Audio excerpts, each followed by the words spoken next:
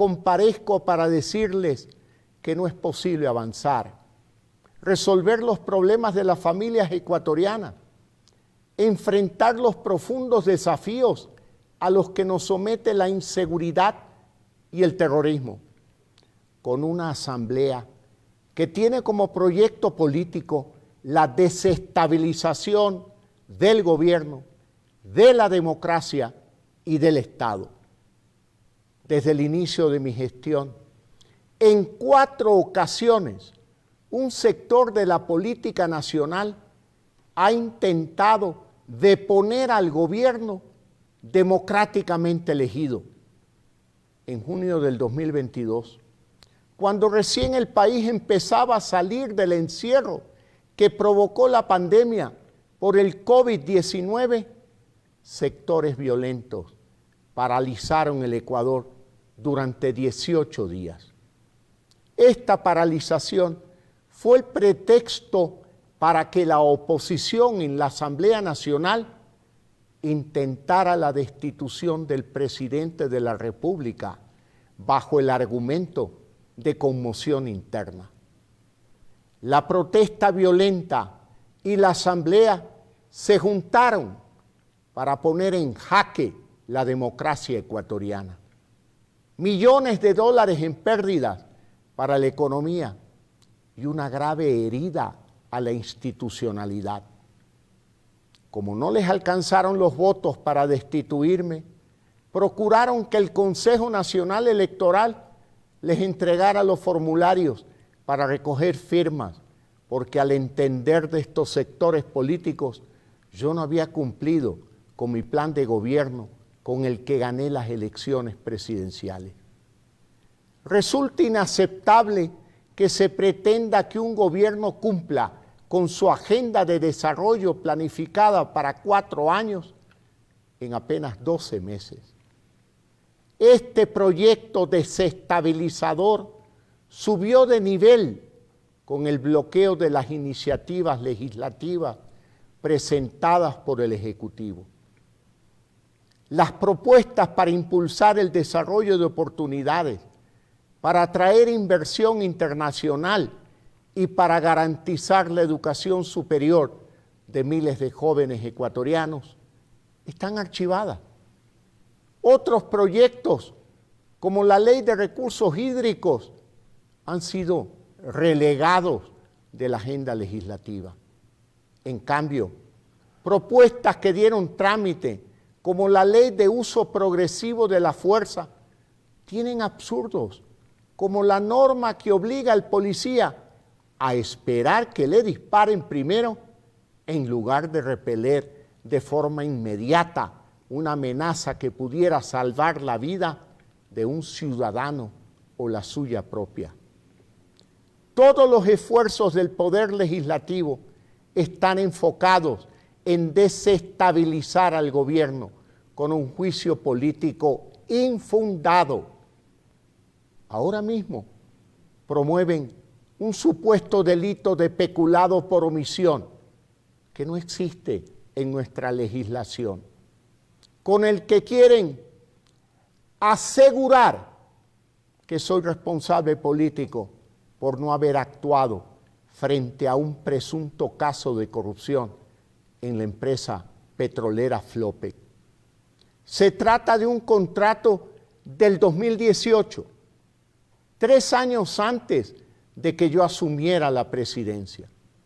Un proceso sin pruebas, contradictorio, confuso, ilegal e ilegítimo es el mecanismo para destituir al presidente. Han cambiado de acusación varias veces. Han violentado el dictamen de la Corte Constitucional. Han violentado la ley orgánica de la función legislativa. Lo que sea para alcanzar su objetivo. No se trata de la verdad o de luchar contra la supuesta corrupción o de defender los intereses del pueblo. De lo que se trata es de tomarse la presidencia de la República en su camino por usurpar todos los poderes del Estado. En eso son expertos. El control total que ya lo vivimos, viene acompañado de autoritarismo, persecución y corrupción. Los acusadores se han obsesionado por acabar con mi gobierno, impulsados por un sobrehumano rencor.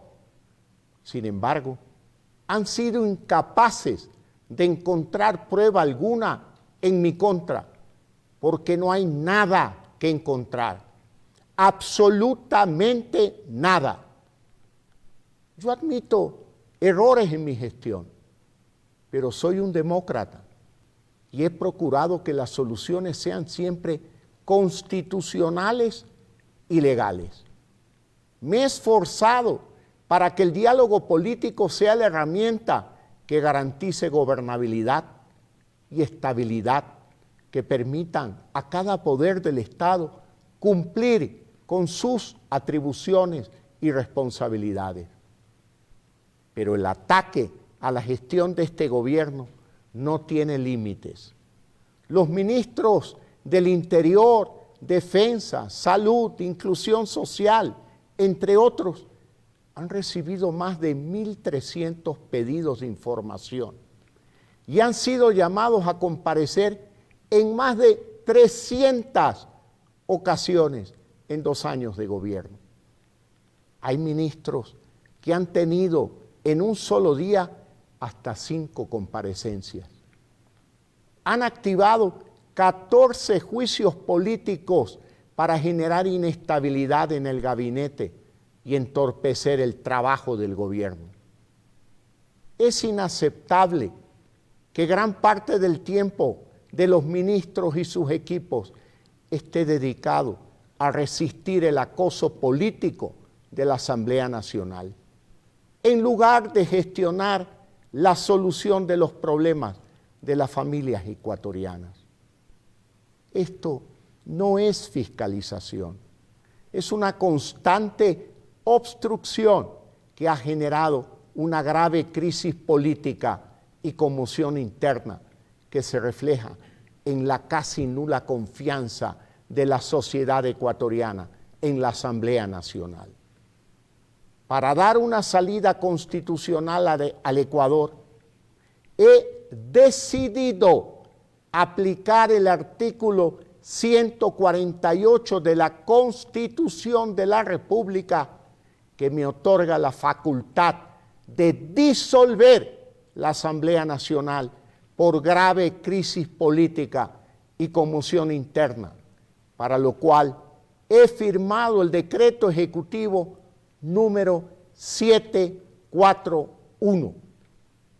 Además, he solicitado al Consejo Nacional Electoral la convocatoria inmediata a elecciones legislativas y presidenciales para el resto de los respectivos periodos. Esta es una decisión democrática, no solo porque es constitucional, sino porque le devuelve al pueblo ecuatoriano, a ustedes, el poder de decidir su futuro en las próximas elecciones. Esta es la mejor decisión posible, que nos abre el camino a recuperar la esperanza, la tranquilidad y permitirá al gobierno centrar todos sus esfuerzos en atender las necesidades de las familias ecuatorianas. A partir de hoy, sin bloqueos, el gobierno nacional expedirá una serie de decretos ley que cumplirán con el mandato soberanamente expresado por ustedes. He firmado el primer decreto ley de urgencia económica para reducir impuestos, fortalecer la economía de 460,000 familias ecuatorianas y que significará que cerca de $200 millones regresen a sus hogares. Este decreto ley será remitido a la Corte Constitucional para su dictamen. El Ecuador no se detiene. Los servicios públicos atenderán con normalidad.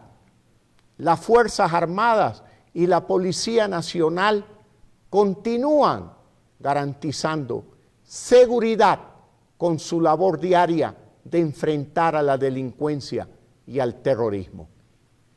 El sector privado tiene todas las garantías para desarrollar sus actividades y seguir contribuyendo al crecimiento y desarrollo del país. Este es un nuevo momento para el optimismo. Construyamos juntos un futuro mejor para el Ecuador. Por último, invocando una vez más las palabras del presidente Jaime Roldós, termino este mensaje. Mi poder en la Constitución y mi corazón en el pueblo ecuatoriano. Que Dios nos bendiga a todos. Muchas gracias.